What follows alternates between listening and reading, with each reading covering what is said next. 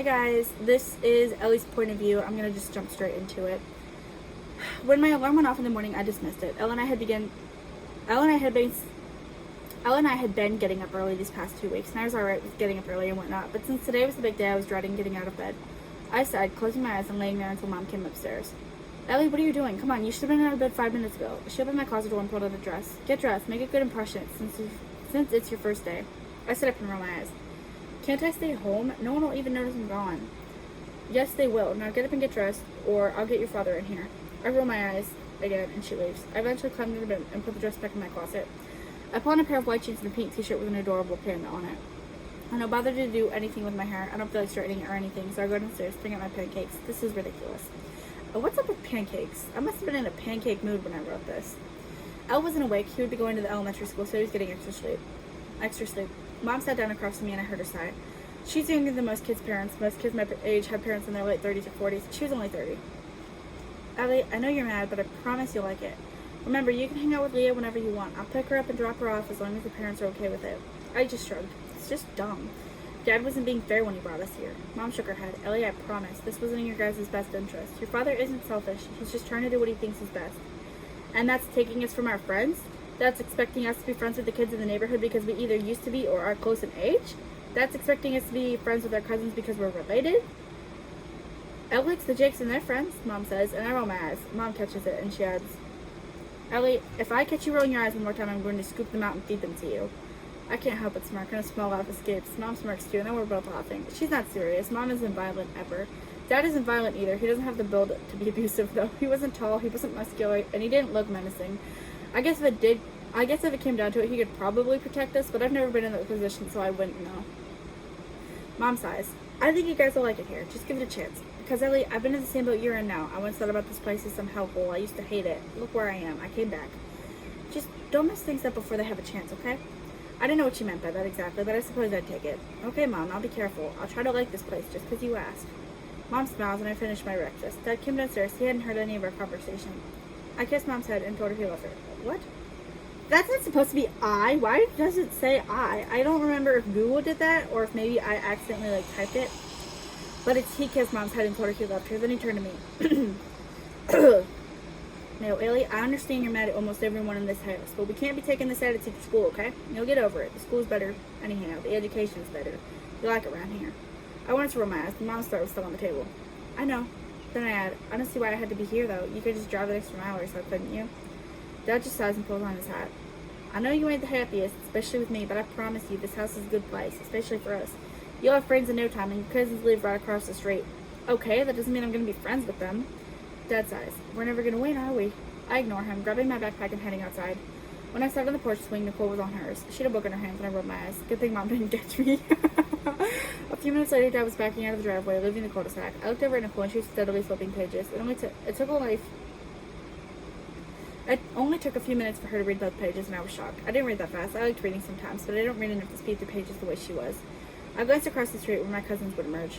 I'm not going to lie to you guys. Sometimes when I read, if I'm not reading out loud like I am now, I'll kind of just skim the pages, and as long as I can get what the chapter is telling me, or what the page is telling me, if it's not important, I just kind of skim the pages. It helps me finish books a little bit faster. I didn't want to meet any of them, but I guess I'd try to give Nicole a chance. If I pretended to not know Skylar and Cooper, maybe they'd pretend to not know me either, and we could pretend I'm completely new. I heard the bus in the distance, spotting it coming down the road very slowly. I meet up with the other three at the bus stop, and Skylar raises an eyebrow, looking at me in disgust. Stick to the plan. I have to remind myself. Oh, so she planned it. Okay. Who are you? Skylar asks. Stick to the plan. I'm Ellie. Which one of you guys are my cousins? I think I have two, a boy and a girl. Wow, how cute. Skylar smirks. Maybe she had her own plan she was following. I wouldn't mind her not wanting to be friends, and I could tell that we're all too different. Nicole sighs, saying, I'm the girl next door. These two are the scronies. Maybe that helps. Of course we're her cousins, Skylar asks. At least we got the good genes. I can't help but roll my eyes. She thinks she's something special? Yeah, okay. Do you want to be my friend then? Asks Nicole, and she looks unsure of herself. It takes her a while to answer. I just met you. I'm sorry. I'm not sure. Skylar and Cooper burst out laughing. So far, he hasn't said anything. Rejected by the reject. What's an accomplishment? I feel my face turn red, and I almost instantly regret asking Nicole about in front of these two. When the bus comes, we clap her off. And I sit with Nicole. I figured we could get to know each other, I say, smiling. Hopefully she wouldn't be as bad when Skylar wasn't around. Skylar seemed like a bully, something I didn't want to have to put up with alone. I introduced myself and talked about my old school and friends. Leah wasn't exactly my only friend, but she was the only one I hung out with outside of school. No, girl, she was your only friend. Don't get a big head. Nicole had nodded. I don't even think she was listening. We stopped outside the house one boy lived at, and they made eye contact when he got on. I think there was something between them. There was a message there. I think I'm sitting in his seat, but oh well. Not my problem. Nicole should have said something.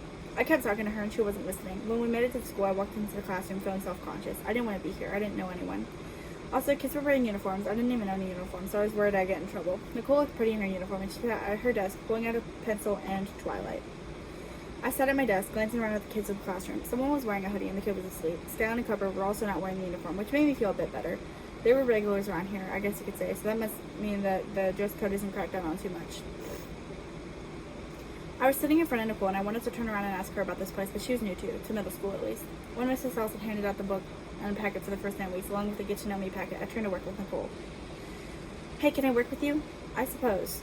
She focuses more on the worksheet. I tell her that I have a pen in case she wanted my number and that my dad was the reason we moved. She finished the worksheet then just stared at me quietly as I ranted. It was nice having a quiet friend like her. Maybe I'll keep her. She had silver eyes and her brown hair faded into black about the middle. Why didn't she just dye her tips? Being closer to her, it kind of looked ridiculous. When the bell rang, I was alone in art class. I was okay with that though because I love drawing. I saw the kid in the hoodie again and he sat next to me. He already had half his sketchbook filled and I watched as he methodically drew a person. He had his head propped on his hand as his pencil danced over the paper, and eventually the art teacher walked in. Hello, class. I'm sure you're all excited for lunch, but let's do some artwork. Instead of a stupid packet that requires writing, I want you to make a self-portrait. Now for this, I want you to use colors and patterns and things that make you feel like who you are. I only need a face. A background is okay if you choose to go so far, but you'll be presenting these in class, so choose wisely. You have the rest of this week to work on them. Presentations start Monday. That sounds like a fun way to, introduce yourself to an art class. Now for rules, this is art. There are no rules. If you have any questions, concerns, or if you need help, feel free to come see me personally or send me an email. He writes his email on the board. I hope you all stick around. You seem like a nice bunch of kids. Now let's make art. He sat down at his desk, and I knew I was going to like Mr. Brown. He was fun and charismatic, and I knew he could do anything to make us enjoy our lessons. Mr. Brown? I don't know if that's like an Easter egg or an accident, but Hunter was Hunter Brown, and he was into art, so I don't know. At lunch, I sat with Nicole, and I tried to get to know her, but she kept her face buried in her book. She told me the boy in the hoodie was named Eli, and he had been there since kindergarten too. Eventually, Skyline came over, calling Nicole a black hole and making smell like Elley. The names are so cringe. She then named a few other kids I didn't know, like Crying Brian and Anna the Banana. Don't forget Michael the Cycle. I don't remember when he comes in, but he's important. The principal appeared behind her, and we were sent to the office, excluding Nicole. We got written up for violating dress code, and I felt my mouth drop open. That's not even fair. I didn't even know there was a dress code. Eli was in the office too, and our parents were called. Not just called, they were called in to come see us. Mom came for me, and my uncle came in for Skyline and Cobra. The principal, Mr. Javins, waited patiently for someone to come in for Eli. Eventually, an older woman finally walked in, and she sat down as if she were disgusted to have been disturbed. Hello, Mrs. Overbeck, Mr. Scaroni, and Ms. Green. Our parents stood against the wall, except for Miss Green, who crossed her leg and motioned for him to continue. She was ugly, with curly red hair and freckles everywhere. It wasn't the hair or freckles that made her ugly, that was her demeanor. I called you in here today so I can be sure you guys are aware of our dress code. We have uniforms that align with said dress codes that should have been purchased over summer break. Did you guys still need one? He was referring to my cousins and me. Eli had on a school jacket and the pants, but he had a hoodie instead of a button up like the others. Mom says, I'm sorry, I didn't know you guys had a uniform. I'll get one for her tonight if that's possible. Could you let her slide until then? It's not her fault, it's mine. Unfortunately, if I let her slide now, I'll have to let everyone. She's going to have detention for this time, but that'll be it, and we won't speak of it. You can't ruin her record because of my mistake. It's not going to ruin anything, ma'am. Now, Mr. Scaroni? Well, he asks, why didn't you two wear your uniforms? So he's going to let the twins handle it. Nice. Yeah, they have the uniform. They should have worn it. So, I feel like in this sense, Ricky is right. Like, why didn't you guys wear your uniforms? That is your fault. Why should the parents take the fall for the kid's bad behavior? Like, they need to get on their kid. So, it just kind of goes to show that Ricky's not just going to let the kids do whatever they want. Skyline stared at the ground before shrugging. Uniforms are dumb. I don't care, my uncle says. Tomorrow you come to school in your uniforms. Do you understand? Yes, sir. Skyline mumbles. Cobra? Yes, sir. Eli's told to not wear the hoodie to school tomorrow, and we're all given detention for that day before being released to class. Mom apologizes, but I tell her not to worry about it. I just wish the school didn't have uniforms in general. Kids can't express themselves. It's unfair. And that's it for Elley's point of view. So we love that detention. I hope to see you guys next time.